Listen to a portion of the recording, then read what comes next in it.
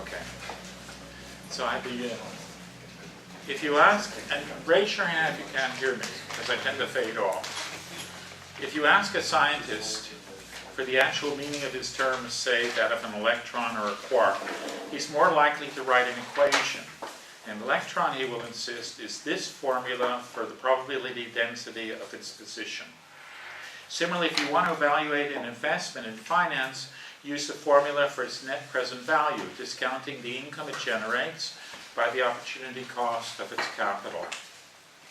Such formal procedures are in fact omnipresent.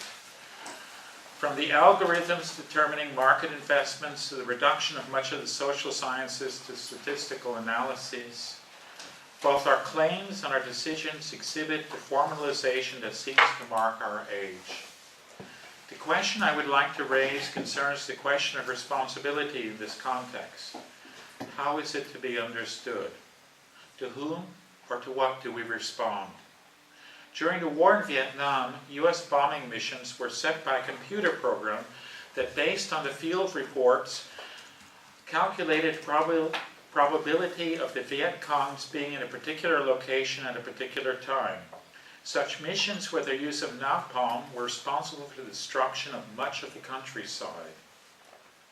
This is true. You can read it in an I.S. Stone report on the war. It was in the New York Review of Books. Who or what was responsible for this? The computer, the writers of its algorithms, the pilots flying the missions, the operations research analysis that worked to rationalize these missions. Our difficulties in answering this question point to the transformation notion of responsibility that formalization begins. In this paper, I'm first going to discuss the rise of formalism and then speak about this transformation of responsibility. Plato and Aristotle. To understand formalization, we must return to the original conception of the form. For Plato, the word for this is eidos, which is often translated as idea. He considered the ideas of forms to be supremely actual because they completely embody what it means to be, which is to be self-identical. As Plato writes, the very essence of being, the auteheusia tu enai, is to be always in the same manner in relation to the same things. This is to be unchanging and thus to remain the same with itself. The forms or ideas, he writes, beauty itself, equality itself, and every itself are called being, to on, because they do not admit of any change whatsoever.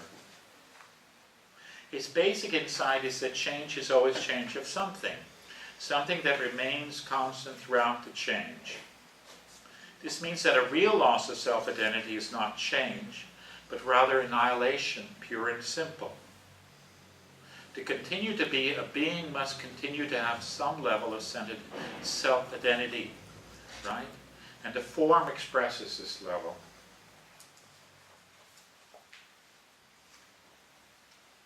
Aristotle agrees. For Aristotle, however, the form is taken as informing some unchanging material. The form distinguishes the material, making it into a definite thing. Viewed organically, the form is both a formal and final cause of a living thing. As a final cause is what the thing's organic development attempts to realize. It is, for example, the full-grown tree dropping its seeds for the next generation. Aristotle also says it's the young man with the beard just blooming on his face. Right? He's ready to breed. One can also think of it as the architect's blueprints that the process of building realizes. As a formal cause, it is present in the blueprints. As a final cause, it is present in the shape of the concrete edifice. For both Plato and Aristotle, the form is something visible. Thus, the word Plato chooses for the form eidos is derived from eidon, the second aorist of the verb edein, which means to perceive. The eidos, then, is the looks of something.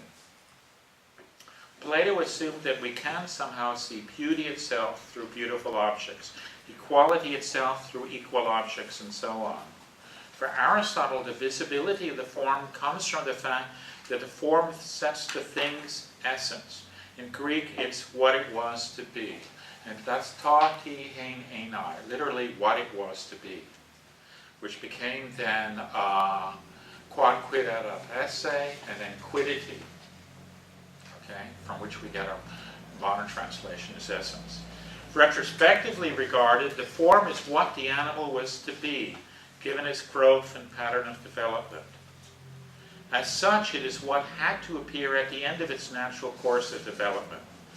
Plato and Aristotle also agreed that the form is unchanging. For Aristotle, neither the formal cause nor the goal set by this changes during natural development. As designating a thing's underlying self-identity, Plato's eidos is also unchanging. Finally, they both take the form or eidos as the reality of the thing. It's what gives an entity its being as something definite, right?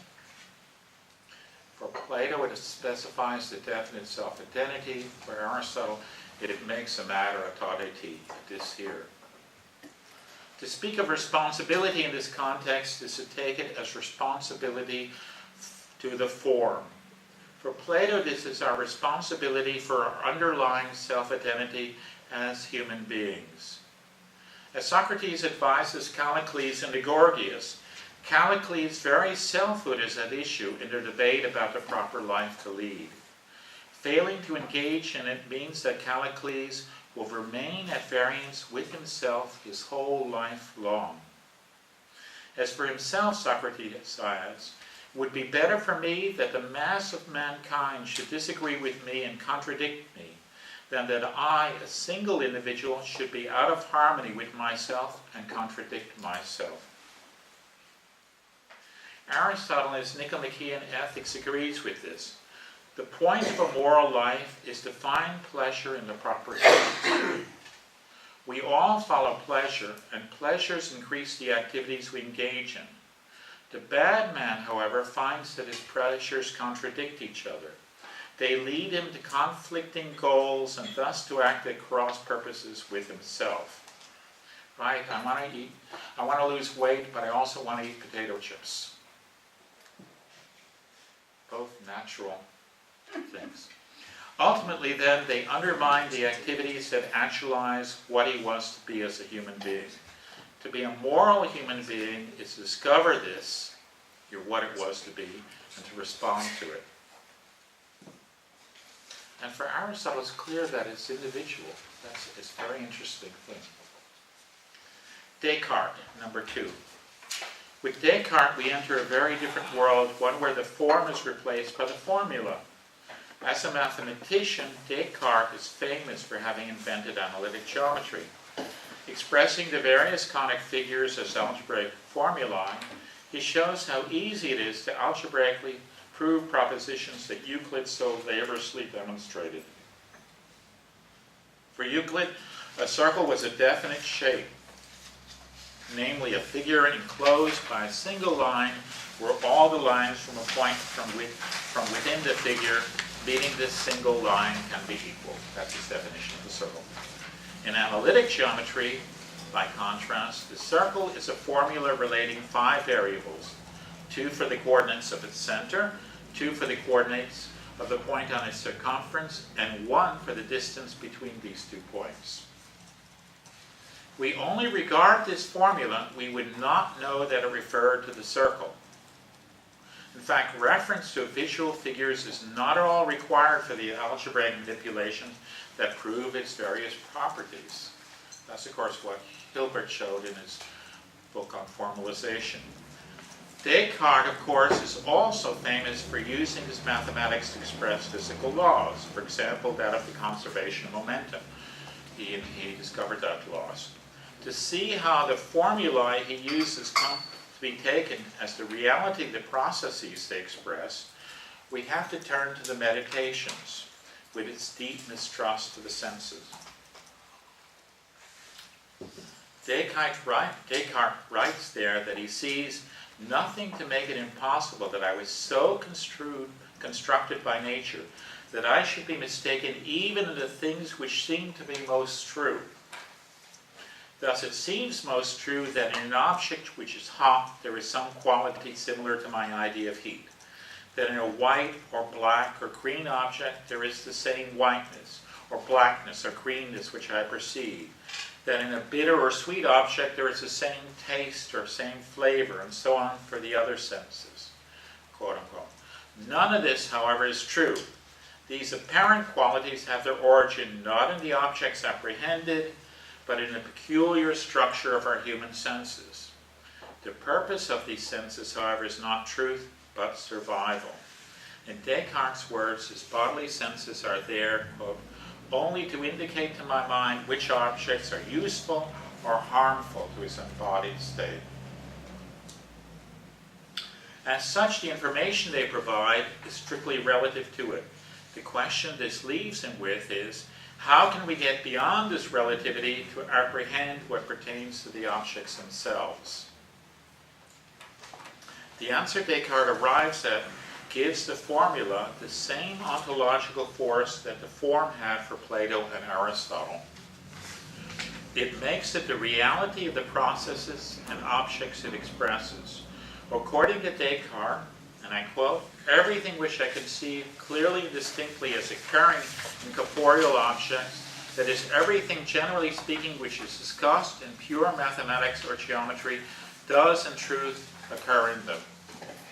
Unquote. This means we can overcome the relativity of our senses by focusing on the numerical qualities of bodies.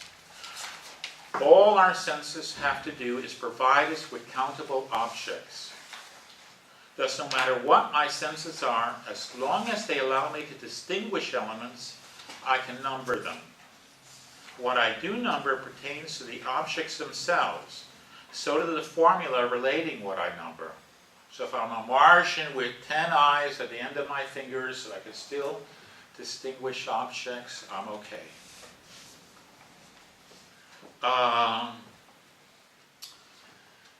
What I do number pertains to the objects themselves, so does the formula relating what I number. One way to put this position is in terms of the distinction between primary and secondary qualities. The primary qualities of bodies are their numerically measurable aspects. As measurable, they have what can be called third-person objectivity. Thus, given a common unit of measurement, everyone can agree on the dimensions of an object, its velocity, its mass, temperature, and so on. Moreover, the mathematical describable relations of causality, such as the familiar force equals mass times acceleration, can apply to such qualities. Right? So they have an equal third-person quality. Secondary qualities, by contrast, that consist of the tastes, textures, colors, smells, and sounds of the world. They are aspects that our senses convey. They are as private and as subjective as the flesh that embodies us.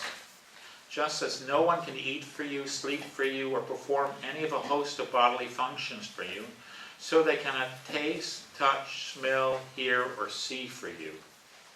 What one reports in this area is not objective, but irremediably first person and subjective. Right? I have these arguments all the time about colors with my wife. She says it's one color, I say it's another.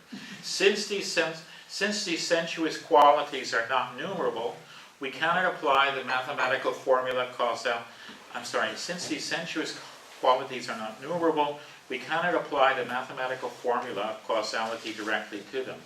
To relate them to reality, one must link them to what can be numbered. For Descartes, this involves a translation of the changes in the sensuous qualities of their bodies, their colors, odors, taste, sounds, heat, hardness, and so on, into, and I'm quoting, the corresponding variations in their numerical aspects, unquote.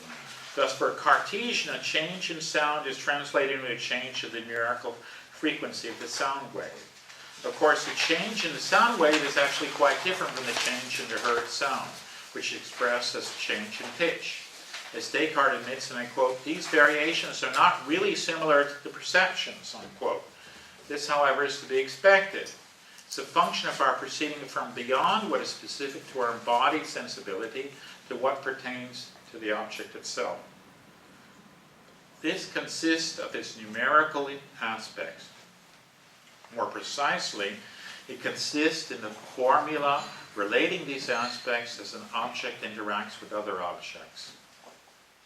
Descartes' 3 consequences of Cartesianism.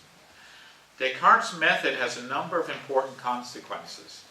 There is, first of all, its transformation of what we understand by the observing or judging subject.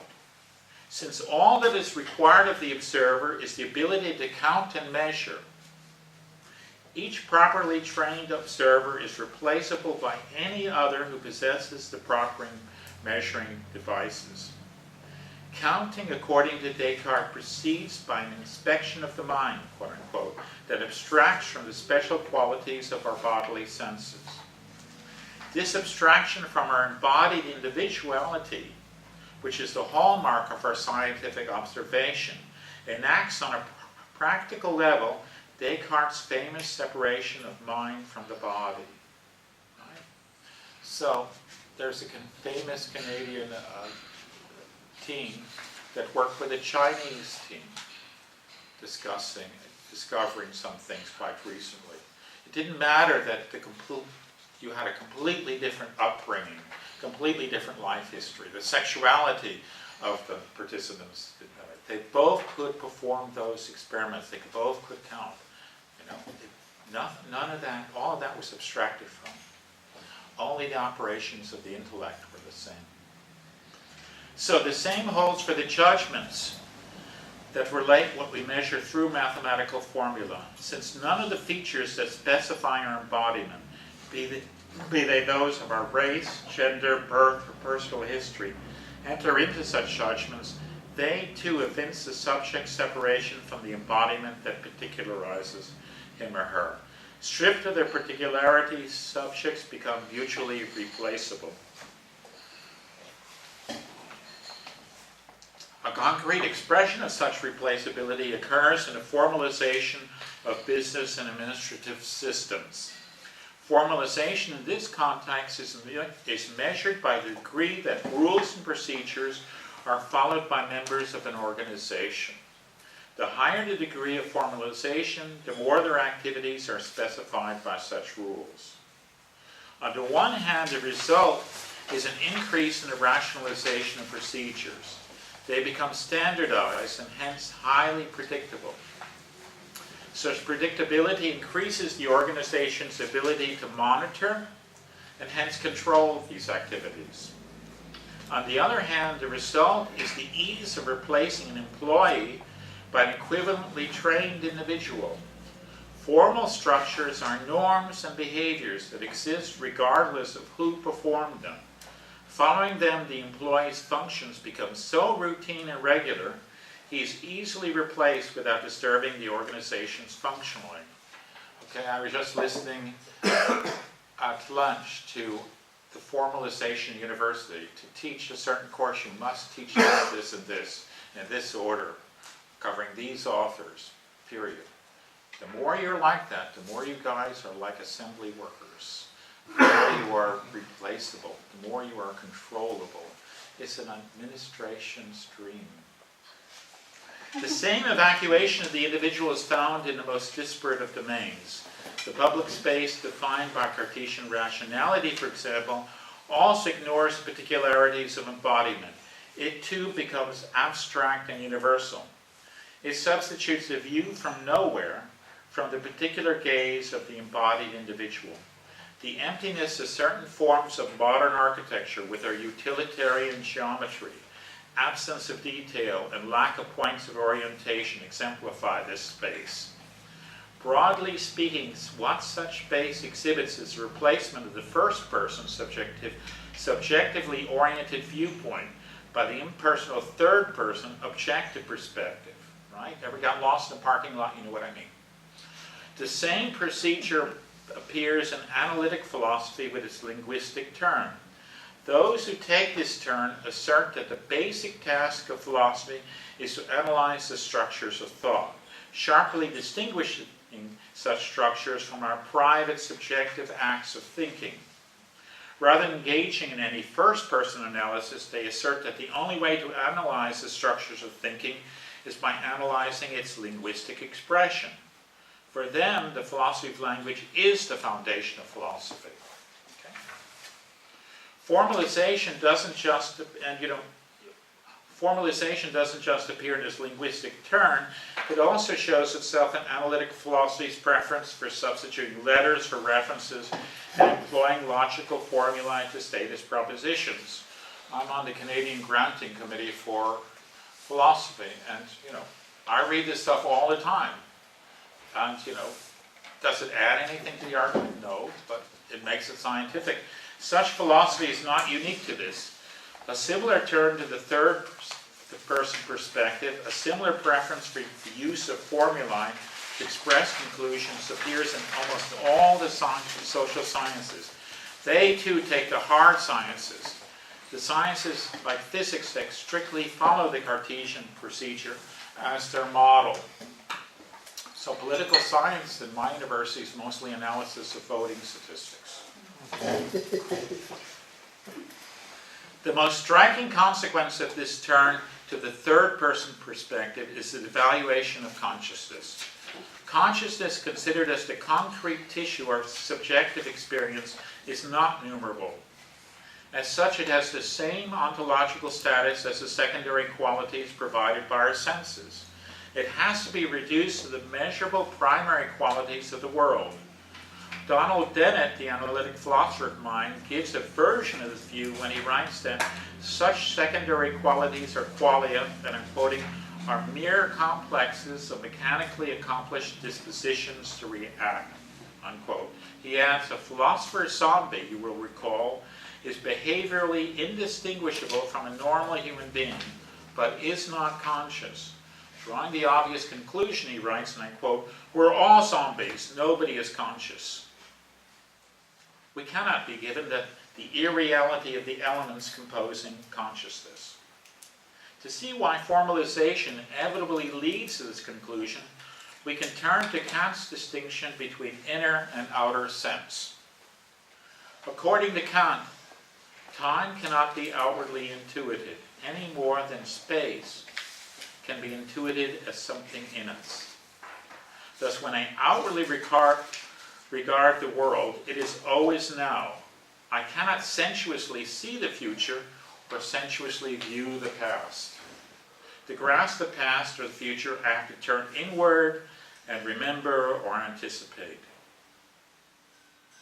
And you see this when you're talking to people. They're always turning away and looking inward to remember what you just said. Similarly, when I inwardly regard my own consciousness, space disappears. It's impossible for me to assign a definite size to my inner representation of a given object. The representation occupies more or less of my visual field depending upon my external spatial distance from the object. Right? So how big is this paper? Well, it's huge. Now it's getting smaller. Okay. Given this, we have to say that the external world presented by outer sense has no time, and the internal world that we access through reflection has no measurable space. The third-person perspective that focuses on the outer world thus drains time from what it regards. I'll repeat that sentence. The third-person perspective that focuses on the outer world thus drains time from what it regards. As such, it cannot but abstract from consciousness. A sign of this appears in a mathematical and logical formula that science employs. Such formula can include time as a variable, but the relations they specify are instantaneous. To take the simplest example, to find out how far one has traveled, one can employ the formula distance equals velocity times time.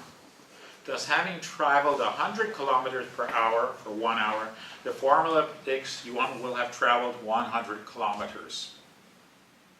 One can work this formula for any time one chooses. One can work it for a very variable path if one uses differential calculus. Yet whatever time one does choose, it presents you with a snapshot.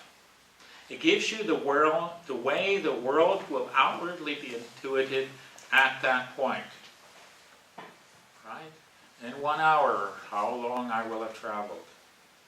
In limiting us to a given now point, it does not just drain time from the world, it also excludes the consciousness that subjectively regards the world.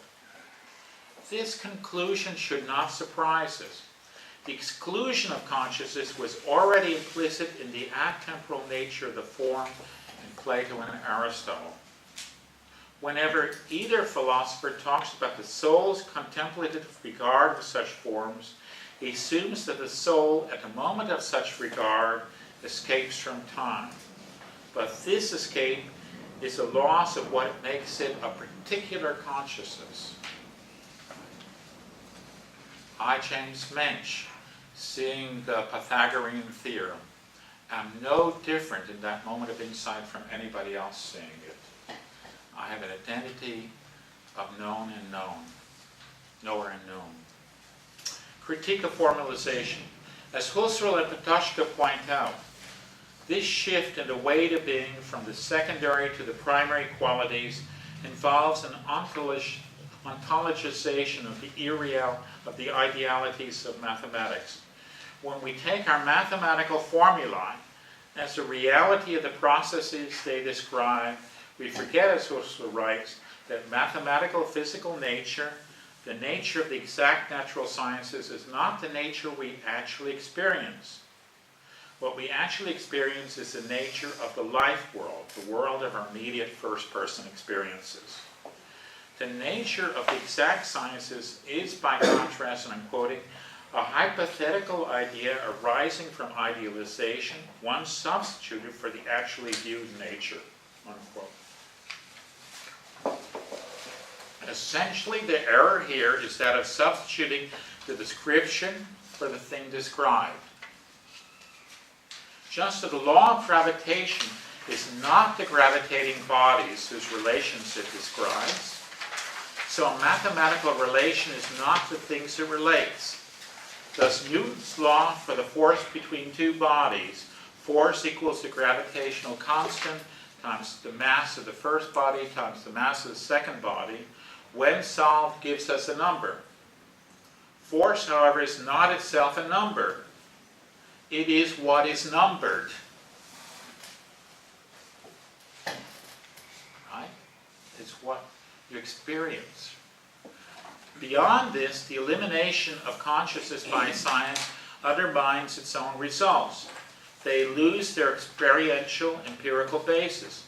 The point can be put in terms of Cartesian doubt. Descartes cites doubts that in an object which is hot, there are some qualities similar to my idea, that in a white or black or green object, there's the same whiteness or blackness or greenness which I perceive. That in a bitter or sweet object, there's the same taste for this or flavor, and so on in the other senses. Unquote. Strictly speaking, this doubt concerns the reference of the experiences. He doubts whether or not anything corresponds to his experiences. He does not, however, doubt that he has such experiences. Were science to doubt the reality of his experiences, he would rob his science of any empirical basis.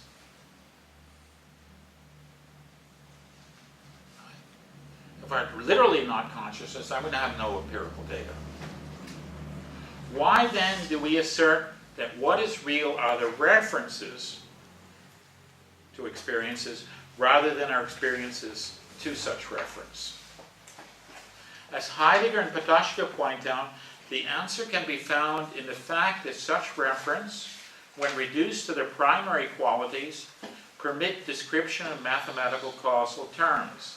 The causal relations we draw regarding them allow us to predict and hence control the interactions of the objects referred to. The focus here is on power. Power is the sign of reality. I take my ability to causally manipulate the things as a sign that I grasp them as they really are. right? I make a prediction, I follow it through, it happens. The bridge stands up. Correspondingly, I grasp myself in terms of this exercise of power. If we turn this into a metaphysics of the will, then according to Patočka, we do not just assume, and I'm quoting, the thoroughgoing predictability and control of beings, unquote. We also take the will as the will that wills itself in predicting and controlling beings. Its ultimate goal is our ability to predict and control. Through its technical manipulations, the will makes things come to be and hence appear. Right? I turn on the stove and gas appears, the flame appears. Metaphysically regarded, according to Patočka, the will takes up the position of the being of beings on the ground of appearing. I'm the ground of appearing every time I turn on a tap in the water. Okay, last section, responsibility. What is responsibility in this context? What can such a subject be said to respond to as the will that wills itself? When we speak of responsibility in the context of formalization, the most we can affirm is responsibility to the formal procedures of a given area. In science, this is a responsibility to proceed according to the scientific method. In the business and administrative context, responsibility is to the rules that govern the relations to the organization. One follows the procedures set down for one. Enacting them, one acts professionally. Parallel examples can be drawn from widely dispersed areas. One can speak of responsibility to the rules of the marketplace, to those of news organizations, and so on. What is missing here is responsibility to the other person as a singular individual. This is the individual particularized by his or her embodiment. Having abstracted from this embodiment, Cartesian rationality has no place for this. As I noted, the point of the formal procedures it relies on is to make all observers equivalent. Properly speaking, there are no others, since once we abstract them from the embodiment that particularizes them, what we are left with is only abstract ideal observers interchangeable with each other.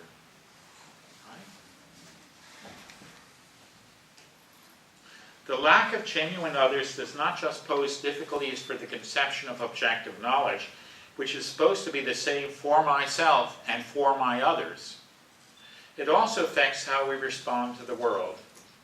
To respond is to reply, as in responding to a question. The basic question put to us by the world is, why are things the way they are? Why, in other words, do they show themselves in this way rather than some other way? What we are asking for here is a reason for the way things are. Now, to raise this question, we must see them as capable of being some other way. That is, as not necessarily being the way that they presently show themselves to be. Where does this sense of contingency come from? It comes, I believe, from the different points of view, from the alternate perspectives we encounter that call our own perspective into question. Such perspectives are those of our embodied others. The very embodiment that gives them that irremediable alterity that marks the first-person apprehension of the world. Okay, their very embodiment gives them that irremediable alterity that marks the first-person apprehension of the world. Such alterity indicates that the world as we apprehend through our actions and interpretations could have been other. Confronting our apprehension with that of another person, it robs both of their inherent necessity.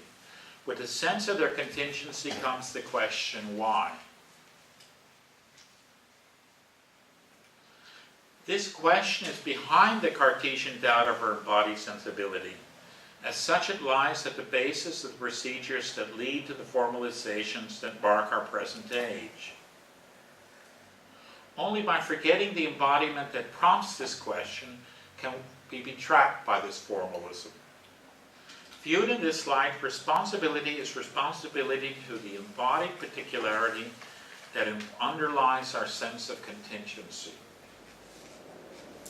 This is the same embodied particularity that is required for there to be genuine others, and hence for there to be the objective knowledge that exists through intersubjective confirmation.